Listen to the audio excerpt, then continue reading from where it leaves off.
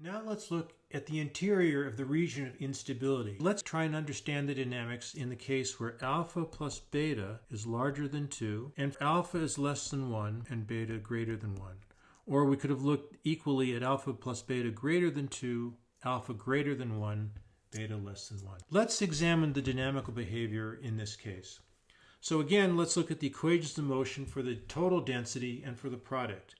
And so for the total density, we found n dot is equal to n minus n squared plus 2 minus alpha plus beta times this quadratic form n1, n2 plus n2, n3 plus n3, n1. Let's now define the parameter gamma as alpha plus beta minus 2. And so in this case, the equation of motion becomes n minus n squared minus gamma n1, n2 plus n2, n3 plus n3, n1. Similarly, for the product, we found that the logarithm of the product dot was equal to 3 minus n1 plus n2 plus n3, 1 plus alpha plus beta. And using the same definition of gamma, this, just with one step of algebra that I'm skipping here, this is equal to 3 plus gamma, 1 minus n minus gamma.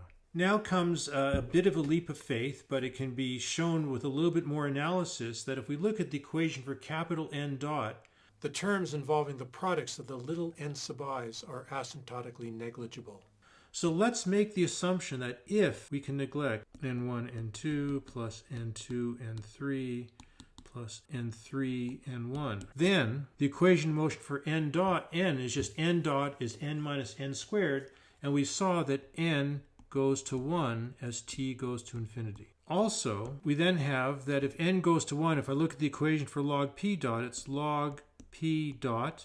Well, if n goes to 1, first term in the equation for log p vanishes, so we have log p is equal to minus gamma. So that tells me that p of t is equal to p of 0, the initial value of p, e to the minus gamma t. What does this mean geometrically? So p is the product of the three densities, and as time goes to infinity, this product is going to 0. And what this means, in fact, is that in the trajectory in the n1, n2, n3 space, the trajectory will linger very close to the apexes of this composition triangle. So let's see what that looks like. So let's look at the trajectory at long times.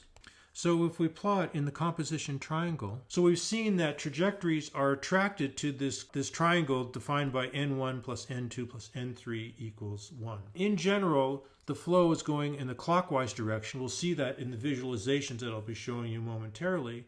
And so if we look at a typical trajectory, what happens is something that looks like this. We start somewhere and we get attracted to this composition triangle, and then we start moving in such a way that we want the product to be equal to 0. And in order for the product n1 plus n2 plus n3 equals 0, that means that we spend a lot of time near the apex, n3 and n2. So it doesn't like to spend a lot of time there, so it quickly goes through and then lingers near the apex. Since we don't reach a fixed point, all that happens is that we go closer and closer, spending longer and longer periods of time near the apex of the triangle without ever hitting it.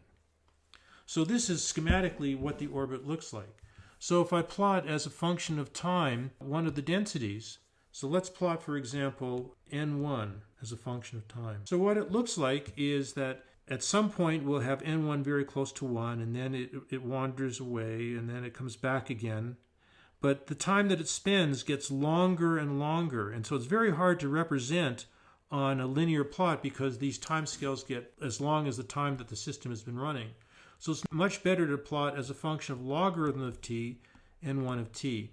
And what one sees here is that there will be some initial time transient, but then n1 approaches 1, and it stays there for a while, and then it goes to 0 when either n2 or n3 are approaching 1, and then it comes back again. And it does some kind of a plot that looks equally spaced on a logarithmic timescale. But again, to emphasize is that each one of these periods of time where n1 is close to 1 is proportional to the amount of time that the system has been running. In the left plot, these periods where n1 is close to 1 are getting longer and longer. But when you plot them logarithmically in time, then these are roughly equal amounts of time where n1 is equal to 1. So the dynamics is incredibly rich because the system is not reaching any fixed point, it's not reaching any kind of periodic behavior. This is a non-periodic behavior where the system is gradually slowing down as time goes on. So it's an incredibly beautiful behavior of a relatively simple dynamical system with only 3 degrees of freedom. But this gives a hint of just how rich dynamical systems with more than 2 degrees of freedom actually are.